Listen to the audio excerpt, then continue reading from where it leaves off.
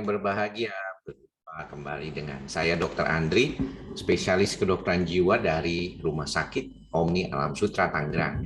Di kesempatan kali ini, kalau teman-teman lihat, saya menggunakan background pertemuan ilmiah tahunan PDSKJI 2021 karena saya ingin memberikan presentasi nanti tanggal 17 Desember berkaitan dengan irritable bowel syndrome dan dispepsia fungsional dilihat dari sisi psikiatri.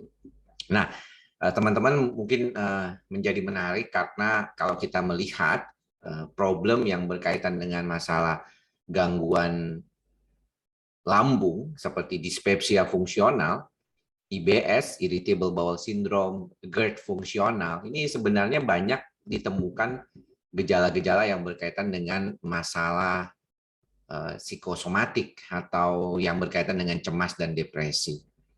Jadi pertanyaannya adalah apakah orang yang mengalami gangguan cemas depresi itu bisa mengalami gangguan fisik? Tentu bisa. Apakah gejala-gejala fisik tertentu cukup erat kaitannya dengan gangguan cemas depresi? Iya banget, ya. Contohnya gangguan lambung. Nah, problemnya saat ini adalah saya mengapa memberikan suatu presentasi yang berkaitan dengan hal tersebut, dikarenakan banyaknya dokter yang belum memahami secara menyeluruh terkait dengan kondisi ini. Ya, kalau kita lihat beberapa teman sejawat mungkin tidak terlalu melihat perspektif psikosomatiknya, memperhatikan kondisi gangguan cemas, depresi yang berkaitan dengan masalah lambung. Sehingga kalau teman-teman itu kan datangnya itu ke dokter gangguan lambung, ya tentunya pasti mana mungkin ya datang ke dokter jiwa gitu ya untuk mengatasi gangguan fisik. Ya kebanyakan masih datang ke dokter umum atau dokter spesialis penyakit dalam.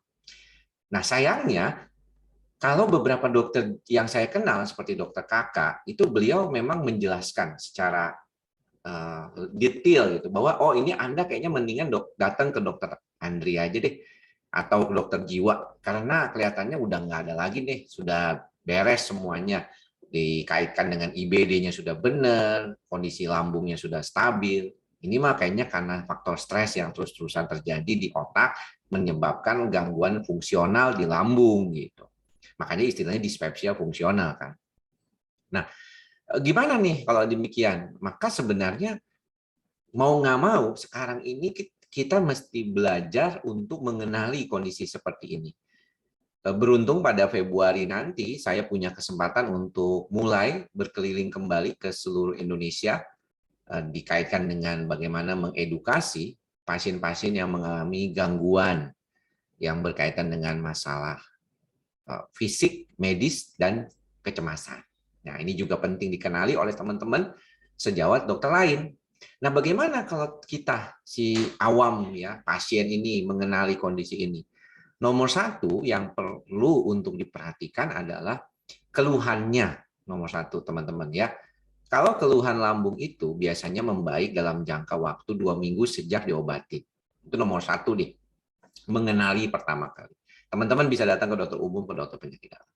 Yang kedua, gejalanya ini khas memang lambung aja. Saya pernah mengalami keracunan ya teman-teman sampai beberapa kali, 3 kali gara-gara makanan ya. Dan setelah bisa melewati masa-masa kondisinya nggak nyaman itu, saya nggak perlu datang ke rumah sakit, bahkan saya minum di rumah, saya menggunakan obat ya untuk membantu dengan norit misalnya, itu baik selesai gitu ya, karena saya walaupun sampai lemes, keluar keringat dingin, itu nggak jadi cemas gitu atau jadi panik gitu. Berbeda dengan teman-teman yang punya bakat cemas panik. Ketika teman-teman habis kerja atau habis melakukan aktivitas, kemudian lambungnya kok nggak enak, kok tiba-tiba langsung gejalanya tuh timbul gejala kecemasan panik. Itu yang sering saya dapatkan dari pasien-pasien saya. Jadi gejala lambungnya itu tidak spesifik di lambung saja, tapi juga di tempat lainnya. Ada gejala sesak napas atau napas seperti tercekik, kepingin muntahnya itu seperti kayak orang lagi nggak nyaman sekali. Hal-hal seperti ini kayaknya yang membuat saya berpikir bahwa disitulah kita harus mengenali bahwa gejala cemas panik sudah mulai muncul di gejala fisik pertama, yaitu gejala lambungnya itu.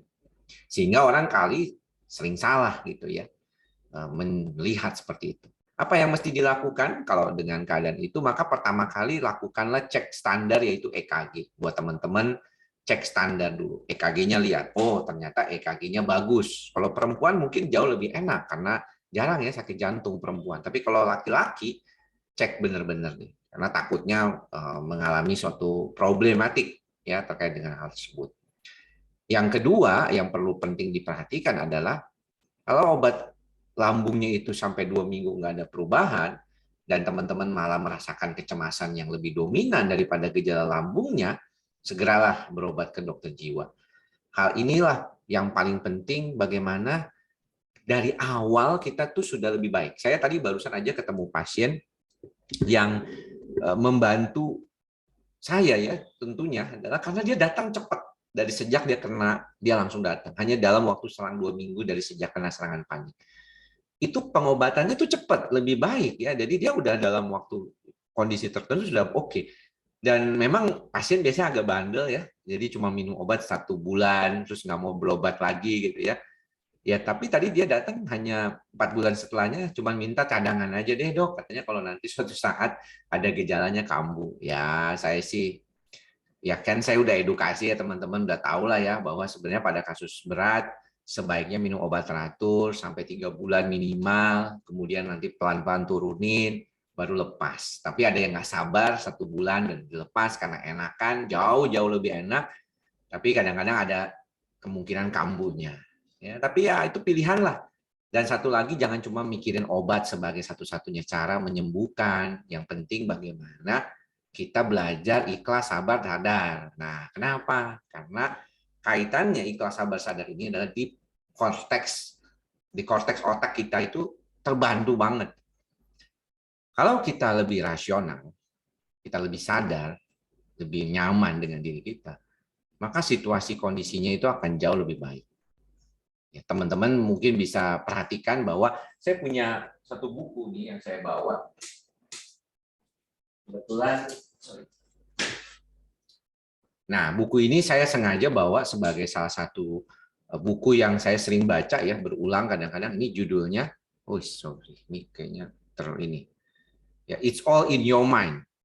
Ya, It's All in Your Mind. Ini adalah suatu buku yang membantu saya untuk memahami ya lebih dalam lagi berkaitan dengan kondisi gangguan kecemasan yang berkaitan dengan gejala fisik. Ini ditulis oleh seorang dokter neuro ya. Nih, It's All in Your Mind. Buku ini ditulis oleh seorang dokter neuro.